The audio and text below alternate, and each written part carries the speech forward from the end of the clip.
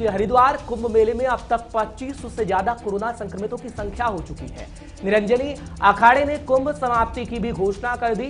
बड़ी जानकारी, साधु संतों में कोरोना के लक्षण दिखने पर फैसला लिया गया। तो बिल्कुल अब आपको जानकारी दे देते हैं। कोरोना पर सीएम तीरथ सिंह रावत ने बुलाई हाई लेवल मीटिंग, जो कह रहे थे कि जरूरी नहीं है कुंभ के मेले को रोकना। हरिद्वार कुंभ मेले में अब तक 2500 से ज्यादा कोरोना के मामले सामने आ चुके हैं। तो वहीं निरंजनी अखाड़े ने भी समाप्ति की घोषणा कर दी गई है, क्योंकि लगातार साधु संतों के कोरोना के लक्षण सामने आ रहे हैं और एक के बाद एक संक्रमितों का आंकड़ा जो है वो बढ़ता हुआ सामने आ रहा है। इस बीच अब सीएम ने हाई लेवल मीटिंग बुलाई है ताकि तमाम बड़े फैसले लिए जा सकते हैं। अब इंतजार रहेगा कि इस बीच क्या फैसला लिया जा सकता है, क्योंकि निरंजन अखाड़े ने तो कुंभ की समाप्ति की घोषणा कर दी गई। आज सीएम क्या कुछ कहेंगे, जो सीएम आपने पहले ही सुना कि कहते हुए नजर आ रहे थे कि कुंभ में स्नान करने वाले भक्तों के लिए पूरा मेला चलेगा और पूरे महीने जो तिथि जो अवधि दी हुई है, तस्वीरें आपके सामने हैं, उस हिसाब से चलता रहेगा। लेकिन आज जब हाई लेवल मीटिंग बुलाई गई है, क्योंकि लगातार जब कोरोना के आंकड़े सामने आ रहे हैं, उसे देखते हुए सीएम ने ये मीटिंग बुलाई है और उस बैठक में क्या कुछ होगा वो देखने वाली बात होगी। इसी खबर पर ज्यादा जानकारी देने के लिए ब्यूरो चीफ हमारे साथ जुड़ गए हैं धीरेन्द्र प्रताप। धीरेन्द्र, बताइएगा, उत्तराखंड की अगर बात करें, लगातार कुंभ मेले में जिस तरह से जो मामले सामने आ रहे हैं, कुंभ शाही स्नान जो संक्रमितों के आंकड़े सामने आ रहे हैं, आज हाई लेवल बैठक में क्या बड़ा फैसला हो सकता है? बिल्कुल राधिका, देखिए जिस तरह से कुंभ को लेकर के सरकार विपक्ष के निशाने पे थी, इसके साथ तमाम जो सामाजिक संगठन है वो भी इस बात की डिमांड कर रहे थे, सरकार से सवाल पूछ रहे थे कि जब कोरोना की स्थिति इतनी भयावहता के स्तर पे आ गई है, दिनों दिन संक्रमितों की संख्या बढ़ रही है, मौत की संख्या बढ़ रही है, अस्पतालों की जो व्यवस्थाएं हैं वो चरमराती हुई दिखाई दे रही हैं, ऐसे समय में क्या कुंभ को इस तरह से खींचना जरूरी होगा या कितना खतरनाक होगा? जो मुख्यमंत्री कल तक बात कर रहे थे भव्य और दिव्य कुंभ की और लोगों को आमंत्रित कर रहे थे देश विदेश से आने की, जब खुद कोरोना पॉजिटिव हुए तो उन्होंने अपने कदम पीछे खींच लिए और भारत सरकार की जो कड़ी गाइडलाइन थी उसको लागू किया। राज्य सरकार की अलग से एसओपी बनवाई गई। उसके बाद इसी तरह से 30 अप्रैल तक को कुंभ का जो सरकार का नोटिफिकेशन था जारी रखने का, उस पर भी मुख्यमंत्री अडिग दिखाई दे रहे थे। लेकिन 2-3 दिनों में जो हालात बने हैं, जिस तरह से संक्रमण की संख्या बढ़ी है, खासकर जो कुंभ में कोरोना विस्फोट की स्थिति बनी है, कल भी एक आचार्य महामंडलेश्वर की मौत कोरोना से हुई है और 2500 से अधिक लोगों के संक्रमित होने की जो सूचनाएं आ रही हैं। न केवल साधु संत, बड़ी संख्या में जो सुरक्षा कर्मी थे वो लोग भी वहां पे संक्रमित पाए गए हैं। डीजीपी ने खुद इस बात की पुष्टि की है, 36 पुलिस कर्मियों में कोरोना पॉजिटिव होने की पुष्टि हुई है। तो इस तरह से आप समझ सकते खतरा बिल्कुल कितना धीरेन्द्र, क्या आप नए बड़े सीएम स्तर पे के गहरा हाथ रहा पैर है। फूल गए हैं क्या? क्योंकि वो तो कल तक कह रहे थे कि गंगा मैया में जो डुबकी लगाएगा उससे कोरोना नहीं होगा, आशीर्वाद है गंगा मैया का। ऐसे बयान वो हमेशा से देते आए। हालांकि उनका हाल ही में फैसला भी रहा कि 30 अप्रैल तक कुंभ चलेगा। अब क्या हाथ पांव फूल गए हैं जब अखाड़े के लोगों ने ये मांग की है कि कोरोना फैल रहा है, अब तो सुधर जाइए, अब तो अपने बयानों में बदलाव लाइए, अब तो कोई बड़ा फैसला लीजिए, तब अकल आई है सीएम को क्या?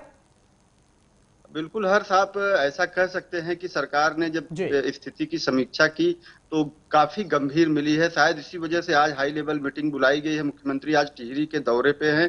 टिहरी से लौटते ही, देहरादून पहुंचते ही वो एक हाई लेवल मीटिंग करेंगे, जिसमें तमाम जो जिलाधिकारी हैं, पुलिस अधीक्षक हैं, इसके साथ ही जो मुख्य चिकित्सा अधिकारी हैं जिले के, उन सबसे रिपोर्ट लेंगे कोरोना की स्थिति की और उस पर कुछ फैसला आ सकता है। हो सकता है कि कुंभ को 1-2 दिन में समाप्त करने की घोषणा राज्य सरकार कर दे, क्योंकि तमाम आपने देखिए पंचायती अखाड़ा और एक और अखाड़े ने जो है, निरंजनी अखाड़े ने कुंभ को समाप्त करने की घोषणा कर दी है। 17 अप्रैल से उन्होंने कहा है, आज 16 है, यानी कल से ही जो अखाड़े हैं, जो साधु संत है, वो अपने अखाड़ों में लौट जाएंगे और अपने छत्र को लेकर के अपने अपने मूल स्थान को लौट जाएंगे। अब 2 अखाड़े, लेकिन सवाल ये उठता है फैसला आ कि गया उत्तराखंड के अंदर क्या अब कोरोना विस्फोट हो चुका है? क्योंकि हर शाही स्नान में 30 लाख से ऊपर के व्यक्ति आए हैं, शाही स्नान में हिस्सा लिया है। जब हम उनकी टेस्ट की गई तो उनको यह बताया गया कि आप कोरोना पॉजिटिव हैं और वो तमाम लोगों के बीच में रहे। कितना संक्रमण हरिद्वार के अंदर इस वक्त फैल चुका होगा?